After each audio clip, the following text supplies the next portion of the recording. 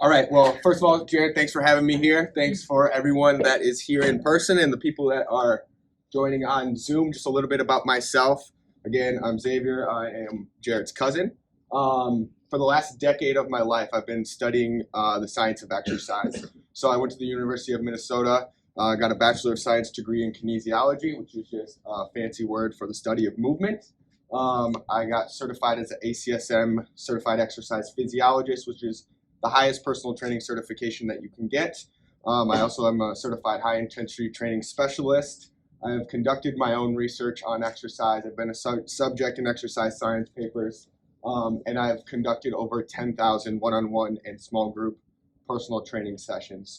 Jesus. What I'm really excited about the opportunity for today is one of my biggest passions is bridging the gap between science-based exercise and what the general population thinks they know about exercise. As I got into my studies, I saw this gap where what the science community knows is true about exercise is very different than what we actually see coming to fruition in health clubs and across America. And so I'm really excited for that opportunity today. What's a little bit cut off on the top on this slide is the question of where have you guys gotten your exercise information from in the past?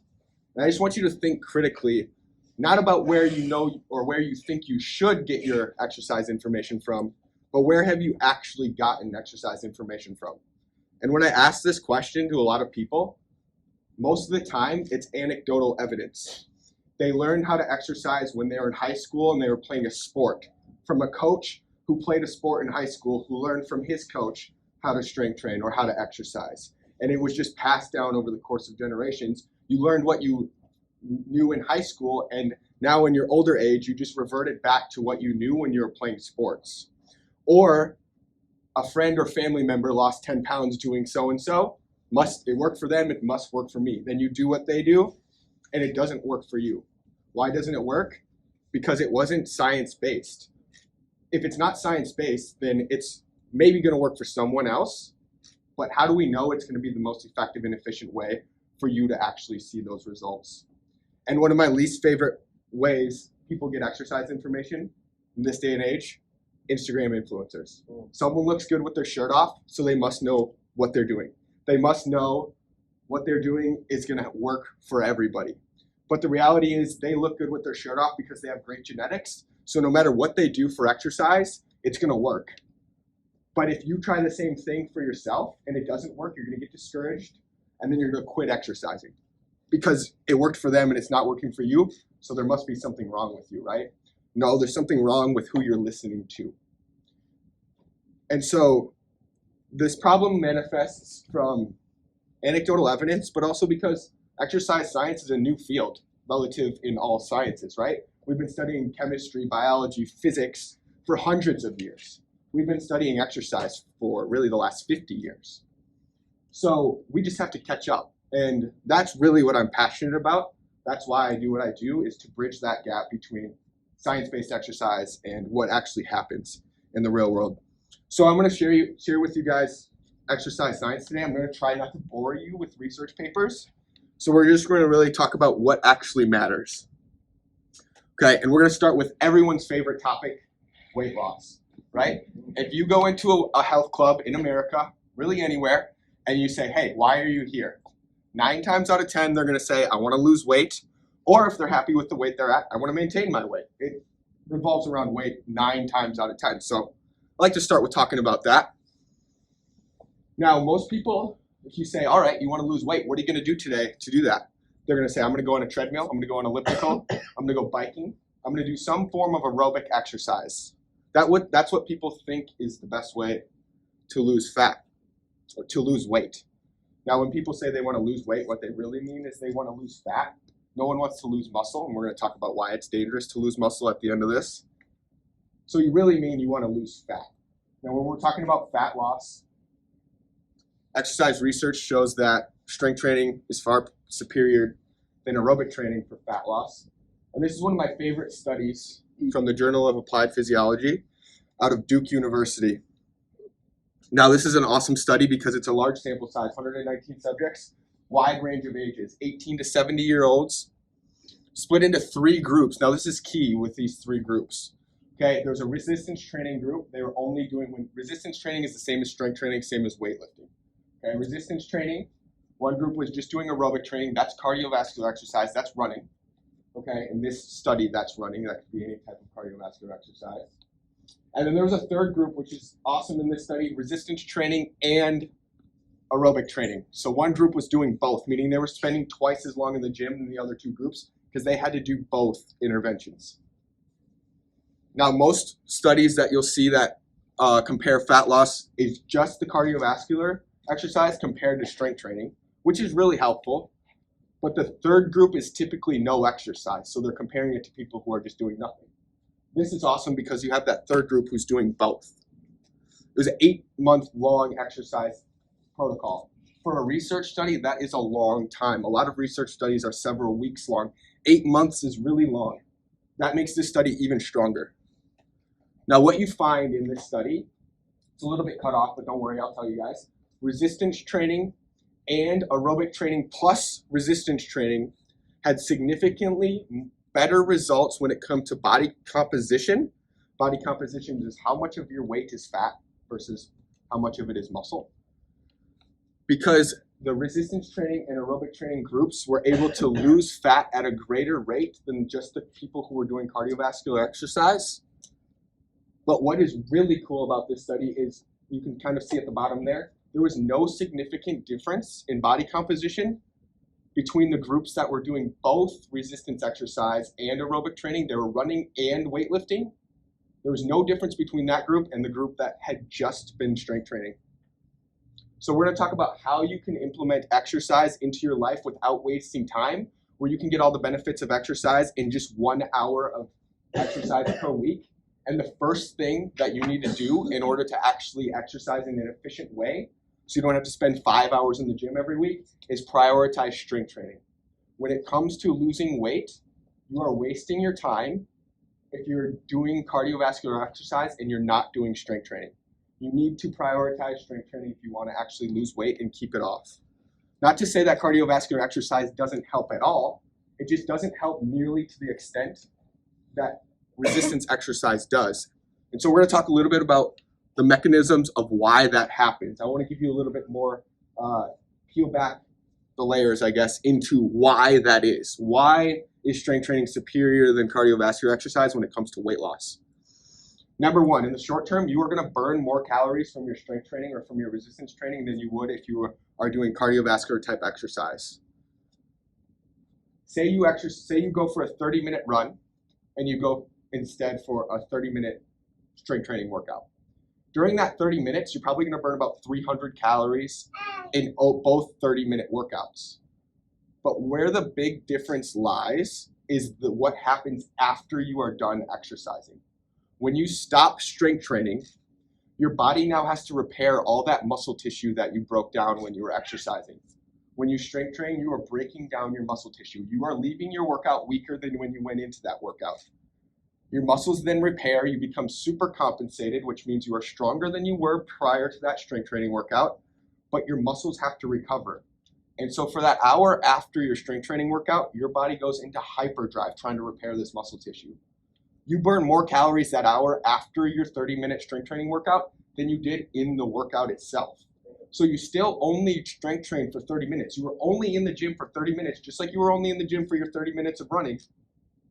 But now your body is working really hard to repair muscle tissue. So you're burning more calories from that 30 minutes of exercise because you decided to strength train instead of running. Now it's going to sound like I'm bad-mouthing running. I'm not at all. Running is still healthy. But when we're talking about maximizing your time, because we're busy people. You don't have, again, 5 hours a week to spend in the gym. We want to spend as little time in the gym as possible, but still get all the wonderful benefits of exercise. So again, strength training is going to be superior. Now, again, in the short term, your body doesn't completely recover from strength training in 1 hour after your workout. It takes 48 hours for your musculature to completely supercompensate, to completely recover from an intense strength training workout. And while your body's recovering for 48 hours, your resting metabolic rate, that means how many calories you burn at rest. You lay in bed all day, you still burn calories from bodily functions. that is going to be elevated by 7 to 11% for those next 48 hours while your body's recovering from that strength training, and you're not doing any additional exercise. You are just recovering from that 30 minutes of strength training. Go ahead. Quick question. What about overtraining? Is that a thing? That's a great question. Overtraining comes when you strength train, typically strength train, or exercise too much. So we want to make sure your frequency is right. So if we're doing strength training correctly, you're only doing it 2 to 3 times a week max. If you're in the gym 5-6 days a week, you will be overtraining if you do it in the way that we're going to talk about today. Can't you alternate? You can absolutely do a splits routine. Again, you guys are getting a little bit ahead of me, so we will absolutely talk about that. You can do a split routine and go to the gym every day, but my question to be, why? Why wouldn't you do it in less time and then spend time doing something else?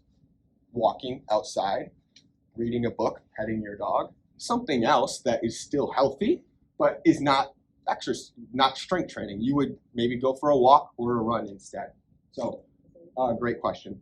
But anyway, so your resting metabolic rate is elevated for the next 2 days while you're recovering, right? So what's that mean for you? That's about 250 more calories per day that you're burning just from recovery. So the next 2 days, it's 500 extra calories. That's like 3 cookies that you can have and still be good because you just burned calories from recovery. But really, hopefully you're not just recovering. Again, hopefully you're going on a walk or still being active in some way. You're just not having to do structured exercise, right? Now let's talk about long-term. Long-term, the more muscle you have on your body, the more calories you're going to burn at rest. So if you take a 150-pound person and they have 100 pounds of muscle on their body, and you take a 150-pound person and they have 120 pounds of muscle on their body, they weigh the same amount. They're the same person. But the person who has 120 pounds of muscle is going to burn significantly more calories than the person who just has 100 pounds of muscle. So it's going to be a lot easier for them to lose weight because they're burning more calories. So the weight's going to come off a lot easier. So if you're strength training and building muscle, you're going to be burning more calories, and therefore the weight's going to keep coming off easier and easier. Okay, now we all know that exercise is good, and we all know that it's great for losing weight. I don't need to convince anyone that. I don't need to convince anyone that strength training is going to help you get stronger and build muscle. We all understand that, right? But what Jared talked about a little bit with depression is strength training is profound when it comes to mental health and specifically cognitive function. Okay, so this is an awesome research study out of the University of Sao Paulo in Brazil. Brazil is one of the leading countries in exercise research. The United States is actually way behind a lot of other countries, and it's not surprising looking at the state of our health in America, but I digress. This study had 62 subjects, a little bit smaller. All these subjects were over the age of 60. When we look at cognitive function research, a lot of the participants are elderly because their cognitive function has already started to decline, so we can see changes a lot easier, so we can draw conclusions. But that doesn't mean all of these don't apply to all of the younger people in this room as well. Okay, so this study had 3 groups as well. There was a control group, they were going to the gym, they were just stretching. There was a moderate intensity group and a high intensity resistance training group. In this particular study, what intensity means is the amount of weight they were lifting. So the moderate intensity group was using 50% of the maximum amount of weight they could use. And the higher intensity group was using 80% of the maximum amount of weight they could lift for all their exercises. Okay, they had a physical, cognitive, and mood test both before and after the intervention. Intervention for this one was 24 weeks long, so still a long study. The longer the study is, the stronger the conclusions are. Okay? To no one's surprise, both the moderate and high intensity group had significantly higher physical profiles. But what might surprise some of the people in this room, and this has been continuously researched, so not a surprise when a lot of exercise professionals read this paper, but there's no difference between the moderate intensity group, the moderate weight they were using, and the higher weight group when it comes to their physical profile. Physical profile is things like muscle mass and strength gained. There's a common fallacy in the exercise field that a lower weight will give you one result and a higher weight will give you a completely different result. Your body just responds to the level of fatigue that you're eliciting in your workouts. So it doesn't matter if you're using a lightweight or a heavyweight. If you fatigue the musculature to the same point, you're going to get the same result. So the amount of weight you're using when you're strength training does not matter. And this research, again, just further supported that. But that's not what they were looking at. Again, what they're looking at is cognitive function and mood. This comes back to the depression thing that Jared talked about. There's 15 things he listed. As far as I'm concerned, there could just be one: strength train or exercise in general. Okay, both the moderate and high intensity groups had a significantly higher mood profile than the control group. So it's not enough to just go to the gym and move. You have to challenge yourself. You have to challenge yourself physically and mentally. Might be a little bit cut off, but this is the most profound finding from this study. Better improvement on the cognitive tests in both the moderate and high intensity resistance training groups indicates, and this is cut off at the end, but both the short and long-term memory of both groups was significantly improved over the control group. In addition, the attention spans of the moderate and high intensity groups were significantly higher than the control group. So the people who are engaging in strength training for 24 weeks long versus the people who are just going to the gym and hanging out stretching had significantly higher cognitive function than those who weren't.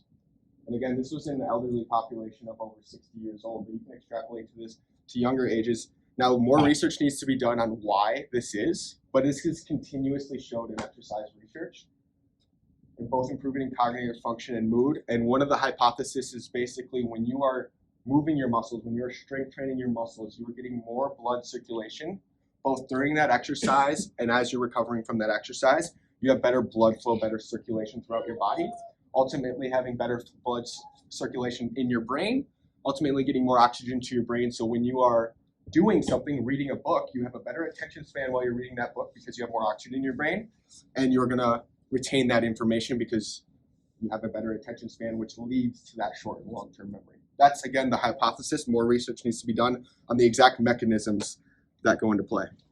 So if you're not excited about strength training to lose weight, and you're not excited about strength training to get bigger muscles or to get stronger, then you should absolutely be excited to strength train to make your brain healthier, make your cognitive function improve. But if that still doesn't get you excited to strength training, yes, go ahead. With the oxygenation part, I think Yes. you're right on in that. But could you compare the oxygenation in your body between doing the cardio and doing the strength? That's a great question. So when it comes to cognitive function, there's nothing saying that strength training is going to be superior to cardiovascular exercise when it comes to improving your cognitive function. More research would need to be done to compare the two. But what we do know is, like you're suggesting, it's probably about the same because you're still getting that circulation. So I'm not saying strength training is superior to cardiovascular exercise, especially in this capacity. I wouldn't have the authority or the knowledge isn't even there yet for me to say that. But again, what I'm saying is if we're going to start exercising, right, we're all going to have to exercise in some way, and you only have an hour or 90 minutes a week to exercise, you need to prioritize strength training because it's going to help you build muscle, get stronger, lose fat, and improve your cognitive function, improve your hypertension, improve your cholesterol levels, and so on. So it's going to give you all of the benefits of exercise that there are to offer. So we want to start with a foundation of strength training. And then as you have more time for other forms of exercise, running, jogging, biking, yoga, those things, we add that all on top. I'm not saying neglect all of that. I'm saying start with strength training because it's so profound in the benefits that you can get. Absolutely. Okay, so moving on a little bit. Before I start talking about what's on this slide, I just want to walk you guys through a hypothetical scenario. Let's say we're all cousins. We all have an Uncle Jim. Our Uncle Jim is now 72 years old. He was fit most of his life, but past the age of 55 or 60, he stopped exercising regularly. And now at the age of 72, he's clinically obese, and he just got diagnosed with hypertension and type 2 diabetes. We get a call from our Uncle Jim one day, and he's fallen in the bathroom and he's struggling to get up. We go to his aid, take him to the hospital. Turns out he broke his pelvis. Now, he originally fell because he wasn't exercising and he became brittle both with his muscles, and then when he fell, his bones were brittle. That's why it was easy for him to break his pelvis. Due to that broken pelvis, he also has a urinary tract infection. And so his inactivity has been extrapolated by an event, right?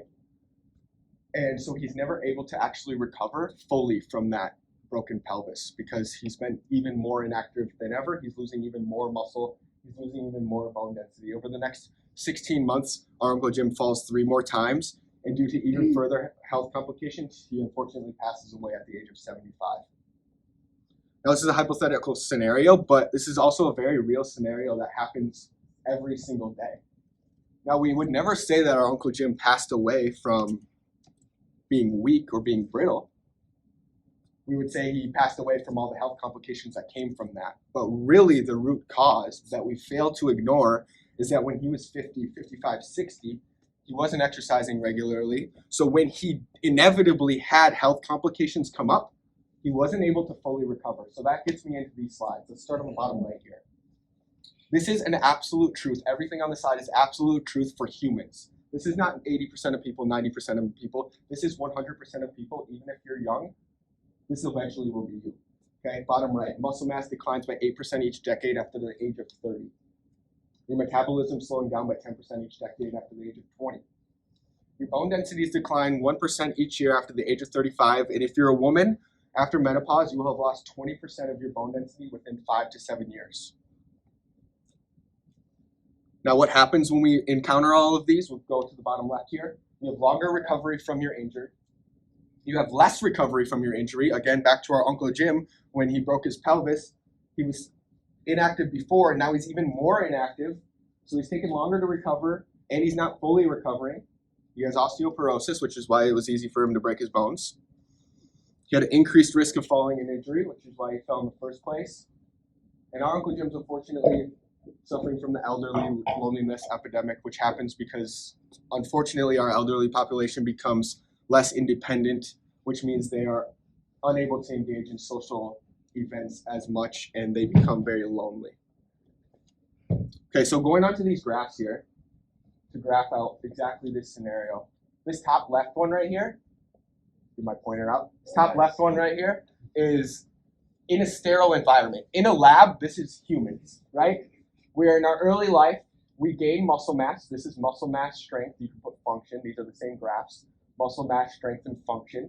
We are improving our function in our muscle. We are improving our muscle mass until the age of about, again, 30, where we start to decline by 8% each decade. We start declining. And this bottom blue line is people who do not strength train. Because again, strength training is how we build muscle and how we improve our bone mineral density. By putting weight on our bones, our bone mineral density improves. And so if you're not engaging in strength training, even if you're a marathon runner, this is still you at the bottom blue line. Even if you're a marathon runner, you are going to enter age 60. You're going to have an injury. You're going to have a health complication. You're going to have something, because that's what happens. And you're going to enter the disability threshold. You are going to be disabled in some way. Now we look at the top line. The top line is people who strength train throughout their entire adult life and into their elderly ages. Notice how they don't ever enter that disability threshold. Sure, you're going to still decline. You're not going to beat Father Time. Father Time's undefeated.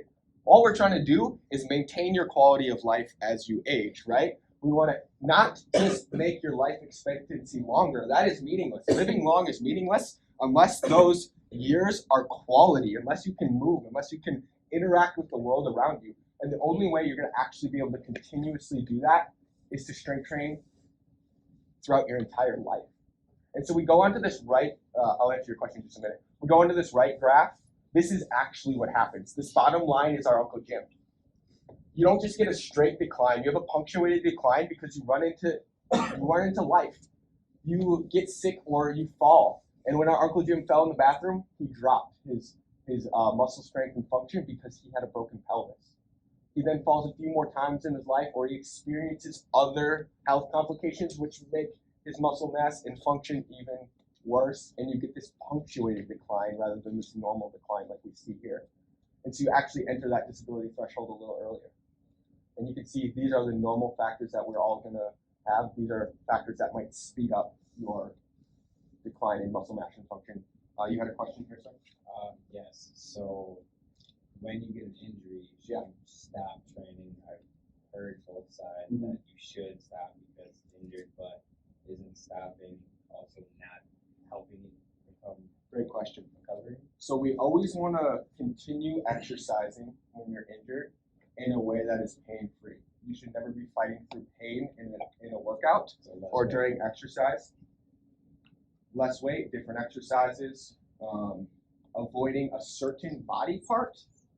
So if I tear my ACL in my right leg, that doesn't mean I don't train any of my legs. That just means I don't train my right leg for a couple months. I should absolutely still train my left leg as if it's healthy, because it is. I should still train my entire upper body that like it's healthy, because it absolutely is. I just might not train my right leg for the next few months as I recover from that ACL. So to answer your question, there are scenarios where you might not train that body part, but you should continuously train through it. Yeah. What's your take on creatine monohydrate? That's a great question. Can we answer that one at the end? Yeah, perfect. Awesome. Really good question. Okay, so now we all understand that we need to be strength training, right? And again, I want you to strength train it in a way that's not going to waste your time. You don't need to spend 4 or 5 hours in the gym a week. What research has shown is you need to spend about an hour to 90 minutes of exercise a week if you're doing it properly. Okay, so that's what I'm going to talk to you guys about next, is 5 tips to make your strength training efficient. Now, when I say this, efficient, this is for the busy professional, right? This is for people who have worked 40 hours a week and don't have time to waste in the gym. A lot of people will be familiar with 3 sets of 10, etc. I'm not saying that doesn't work. I'm saying that's not the most efficient way. I'm saying you're wasting time doing all that stuff. Of course it works, but this is going to be much more efficient. So number 1, always do a full body workout. If you're only training half of your body, then you're only getting half the calorie burn. If I only train my upper body, I'm only burning half of the amount of calories I could possibly do. Now, most people do a split routine because they think they don't have time for a full body routine. They don't have time for a full body routine because they're sitting on their phone for 2 minutes between exercises, between sets. Okay, so when we're in the gym, we're not on our phone. We are focused if you want to maximize your time in the gym. We're doing 1 full body workout at a time. 8 to 14 exercises. I think about 12 is the sweet spot. 5 upper body exercises, 5 lower body exercises, 2 midsection exercises. Can I answer your question right after this slide? Awesome. Okay, number 2, perform 1 set to momentary muscle failure. You guys are probably, if you're engaging in strength training, do 3 sets of 10. Again, I'm not saying that doesn't work, but you're doing 2 more sets than you need to, wasting several minutes of your time on each exercise. Research continues to show that 1 set to momentary muscle failure works just as effectively, if not more effective, than a traditional 3 sets of 10. You're going to want to do a weight where you can get about 8 to 15 reps, but I want to tell you guys, momentary muscle failure is that point where you can't do another perfect repetition on an exercise. Imagine I'm on a pull down, right? I'm going down and up, and eventually my muscles are going to get to a point of fatigue where I can no longer pull that weight down anymore. I'm pulling as hard as possible and nothing's happening. That is momentary muscle failure. Not where you think you can't do another rep, where you physically cannot do another repetition. When you get to the point of momentary muscle failure, what's happened is you've broken down all the muscle tissue in that muscle group that you're working. It has been all broken down, and now you just need to let that muscle recover, and that's what's going to make you stronger. So if you're doing 3 sets, the second 2 sets, if you took the first one to momentary muscle failure, the next 2 sets, you would just be training the same muscles, the same muscle fibers that you had just already trained. So if we do 1 set to momentary muscle failure, again, the momentary muscle failure is the key, then you don't need to do more sets. So that's going to make your workout so much more efficient if you're just doing 1 set of every exercise. That's how you don't need to do a split routine if you're just doing 1 set. Okay, number 3, super important. We're going to perform our repetitions in a slow, controlled manner. What does that look like? Going back to the pull down machine, you're going to pull down no faster than 2 seconds. You're going to pause for 1 second in that fully contracted position, and you're going to go up no faster than 4 seconds. You're going to lower the weight down. In this scenario, in a pull down, you're actually raising the up. So 1 rep took me 7 seconds long. Most of you guys are at the gym just pumping out reps, right? Well, when you're pumping out reps, you're using gravity and momentum to lift and lower the weight. The muscles are not lifting and lowering the weight. On the way up, gravity's pulling it up. Then you're using as much momentum on the way down, pulling that weight down. Your muscles are actually resting within the rep, so you're never actually getting to your deepest muscle fibers. When I move in a slow and controlled manner, my muscles are doing all of the work. It is uncomfortable. It is not always the funnest way to do it, but it is so much more effective because you're not using gravity and momentum to help you lift and lower the weight. It's also keeping your joints very safe when you're moving slow because the tension's always on your muscles. If you move fast, you're going to put tension on your joints. The joint is what gives out when you're strength training, never the muscle, unless you're doing something insanely heavy. Okay, number 4, you're going to prioritize and perform multi-joint exercises. So when we're trying to do an efficient workout, we want to do multi-joint exercises because that allows us to hit more than one muscle group at once. So in my pull-down scenario again, I'm using my back and biceps together. So I could do a set of bicep curls after, but I wouldn't need to because I will have just sufficiently trained my biceps to momentary muscle failure. So you absolutely could do a bicep curl, which is a single joint exercise. You're only working one muscle, but you wouldn't need to. And number 5, you're going to perform 2 30-minute full body workouts a week, 2 to 3. For most people, 90% of people, you are going to get all the benefits of exercise. You're going to get stronger. You're going to build muscle. You're going to lose fat. You're going to improve your cognitive function. You're going to improve your blood pressure. All of the benefits from exercise with just 2 30-minute strength training workouts a week. If you really want to optimize your muscle mass, you want to build as much muscle as possible, you probably need to do 3 workouts a week.